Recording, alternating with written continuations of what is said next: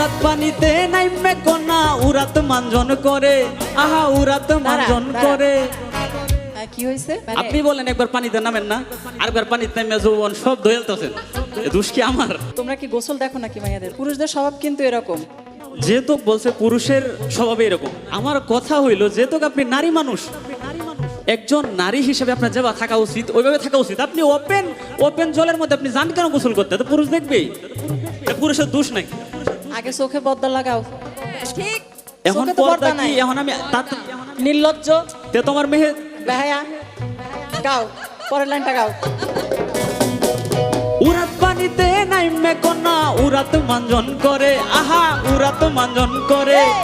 কোমর পানিতে নাইমে কন্যা কলসি বুকে ধরে, আমার যমুনার জলে দেখতে কালো, স্নান করিতে লাগে ভালো, যৌবন মিশিয়া গেল জয়